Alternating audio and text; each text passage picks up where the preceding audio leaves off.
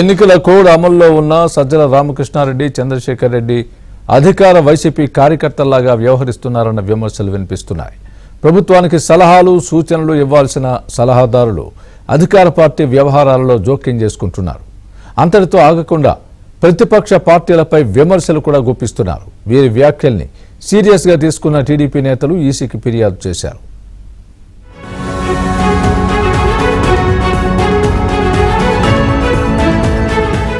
AP ప్రభుత్వ సలహాదారు చంద్రశేఖర్ రెడ్డి సచివాలయం సాక్షిగా బరితెగింపు వ్యాఖ్యలు చేశారు. జగన్ కు ఓటేసేలా ఉద్యోగులు పనిచేయాలని చెప్పిన చంద్రశేఖర్ రెడ్డి సర్కారుకు వత్తాసు పలికారు.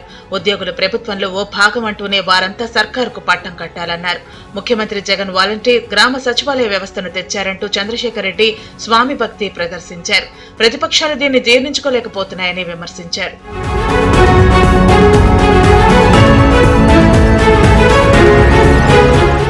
ఎన్నికల కోడ్ ఉండగానే చంద్రశేఖర్ రెడ్డి జగన్ ప్రభుత్వానికి ఉద్యోగులు అందరూ అండగా నిలవాలని కోరారు. కేవలం ఉద్యోగులు మాత్రమే కాదు, సామాన్య ప్రజలకు చెప్పి మరీ ఓటేయించేలా చర్యలు తీసుకోవాలంటూ వ్యాఖ్యానించారు. విపక్షాలు ఉద్యోగుల మీద అబండాలు వేస్తున్నాయంటూ అక్కసు వెళ్లగక్కారు చంద్రశేఖర్ రెడ్డి. ప్రతిపక్షాలు చెప్పినట్టు పోలీసులు ఎందుకు నడుచుకుంటారని కామెంట్ కూడా చేశారు. ఏ వ్యక్తి కోసమో పార్టీ కోసమో చెప్పినట్టు నడుచుకోవటం కుదరదు అంటూనే అధికార పార్టీ పల్లకి మోస్తున్నారు చంద్రశేఖర్ రెడ్డి. ఉద్యోగ సంఘ నాయకులు సంతోషంగా ఉంటే విపక్షం చూడలేకపోతోందన్నారు.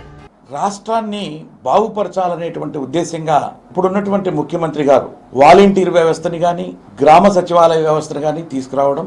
ఇంకొక ఆయన చూస్తూ ఉన్నాం, లోకేష్ బాబు. ఆయన ఈ మధ్యన కాలంలో మీరు చూస్తూ ఉంటారు, ఒక రెడ్ బుక్ పెట్టుకున్నారట.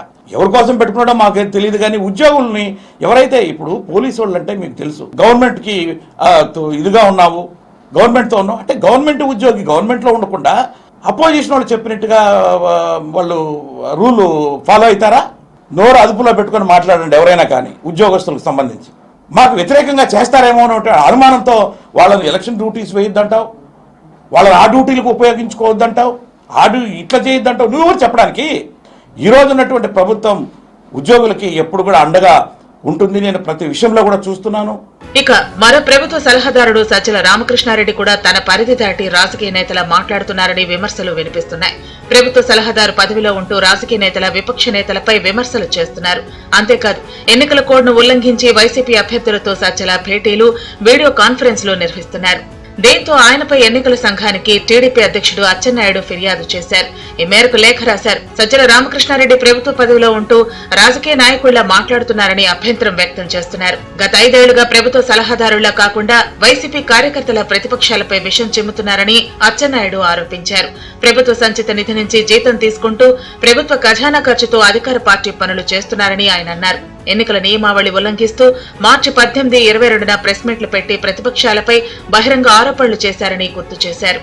ఎన్నికల నియమావళి ప్రకారం రాజకీయ నాయకులు, అధికారుల మధ్య వ్యక్తిగతంగా లేదా సమిష్టిగా వీడియో కాన్ఫరెన్స్లు నిషేధమన్నారు. అందుకు విరుద్ధంగా వైసీపీ నాయకులు అభ్యర్థులతో సజ్జల భేటీలు, వీడియో కాన్ఫరెన్స్లు నిర్వహిస్తున్నారని విమర్శించారు అచ్చెన్నాయుడు. ఎన్నికల నియమావళిని ఉల్లంఘించినందుకు అతనిపై కఠిన చర్యలు తీసుకోవాలని డిమాండ్ చేశారు. ఎన్నికలను నిష్పక్షపాతంగా నిర్వహించడం కోసం సలహాదారు పదవి నుంచి సజ్జలను తొలగించాలని ఈసీని కోరారు అచ్చెన్నాయుడు.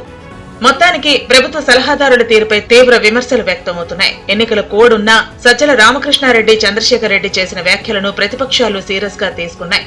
అయితే వీరిపై ఈసీ ఎలాంటి చర్యలు తీసుకుంటుందో వేచి చూడాలి.